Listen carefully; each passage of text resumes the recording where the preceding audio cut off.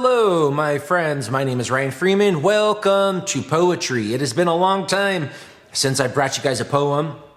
I have been reading novels. I've been busy with life. And for the first time, I cracked open a poetry book. Well, it's in my e-reader. This is my first poem that I have ever read from the great giant of poetry, Wallace Stevens. And I mean giant in two ways. Not only was he considered one of the greatest poets of his generation, but he was also a giant. He was 6'2" or 6'3" and about 240 pounds, depending upon which biographer you read. And the name of this poem, it is one of his early poems. It was published in 1917. The title is The Plot Against the Giant. Speaking of which, I work at a middle school and we have one giant who just walked past. He is the very large, probably about the size of Wallace Stevens, a good 6'2", 6'3", 240 pounds. So good timing. Anyways, it is 3 stanzas long.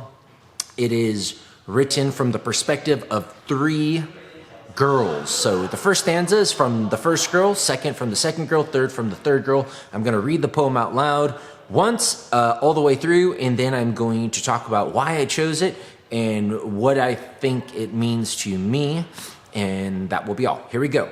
First girl. When this yokel comes maundering, whetting his hacker, I shall run before him, diffusing the civilest odors. Out of geraniums and unsmelled flowers, it will check him. Second girl. I shall run before him, arching cloths besprinkled with colors, as small as fish eggs, the threads will abash him. Third girl. Le pauvre. I shall run before him. With a curious puffing, he will bend his ear then. I shall whisper heavenly labials in a world of gutturals. It will undo him. All right. Normally, I like poems that rhyme. This is not necessarily much of a rhyming poem, but I liked it nonetheless. I like the images that it brought to me. So the plot against the giant. So we have a plot. Now, who are the plotters? Well, it is these 3 girls. First girl, second girl, third girl. Not first woman, not second woman, not third woman. Girls, right? Obviously, we feel different. Girls become women. We feel differently around girls. And let's go to the first girl. So we're going to get an introduction to who this giant is. I should also say that as Wallace Stevens was called the giant by many people, and he was a giant, he may be talking about his own experiences. Obviously, he must, because you don't write about things that you have no reference for. But in any case, let's meet the giant of this poem. When this yokel comes maundering. So this is the giant's description. A yokel. What is a yokel? A yokel is someone who comes from the country. They are uncivilized. They're not very cool. When this yokel, they're very rough. They're very uncouth. When this yokel comes maundering. Maundering is a very nice word. You don't read it too often. At least you don't hear it too often these days.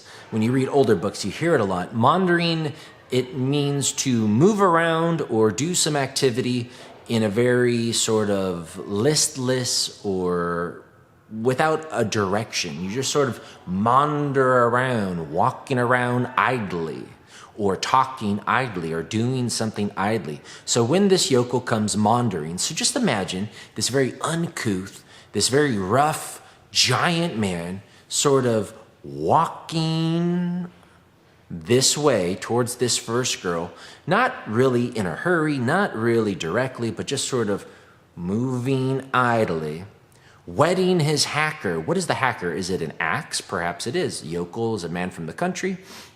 Perhaps he had an axe, something rough, right? Hacker. I shall run before him, diffusing the civilest odors, diffusing, I'm not sure, you tell me. Diffusing the civilest odors, so smells that are civil, right? They come from civilization. And this yokel obviously is not from civilization, not the way he's described, wetting his hacker as being a yokel. And she is diffusing, she is spreading it around, right? This is part of her plot. What does she want to do? And she's diffusing the civilest odors out of geraniums and unsmelled flowers. So out of plants and flowers, these civilest odors, obviously beautiful odors that he has never smelled, unsmelled flowers.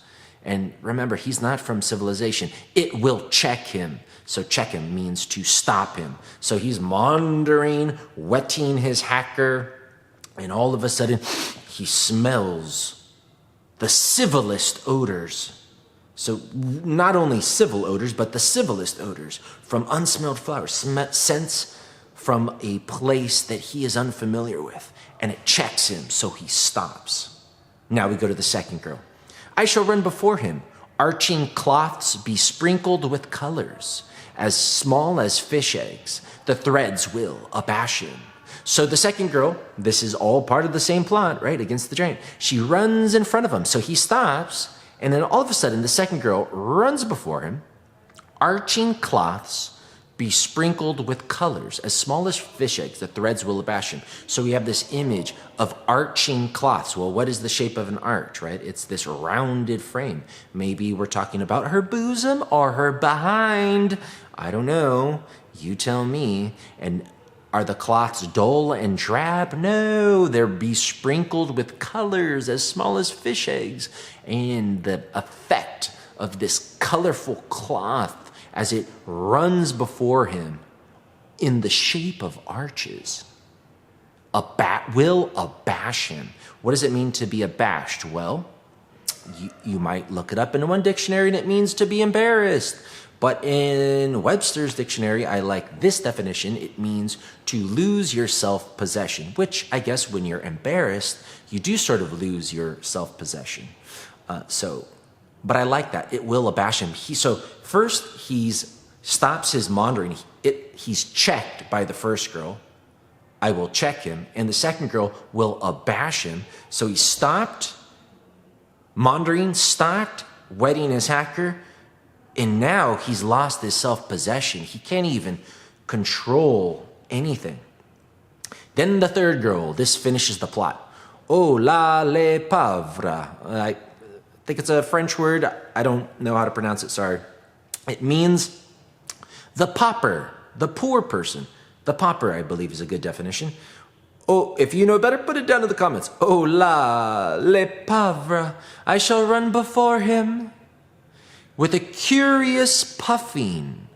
With a curious puffing. What is puffing? You know, it's like explosions of breath. Right? Curious.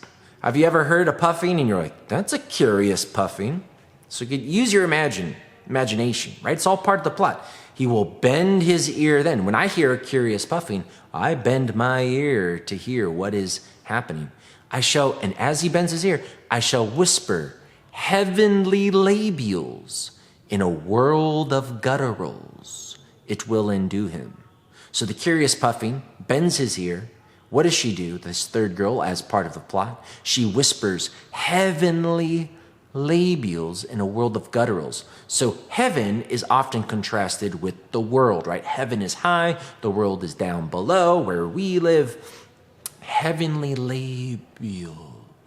Labials, right? Labia means lips. It can either mean these lips on our mouth, or it can mean the lips of the female genitalia. So it's a double entendre. Which one does she mean? Is she whispering with these lips or some other ones?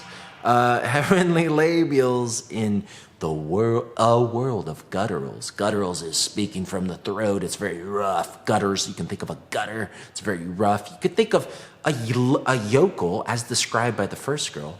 You know, yokel maundering, wetting his hacker. You know, very uncouth, uncivilized.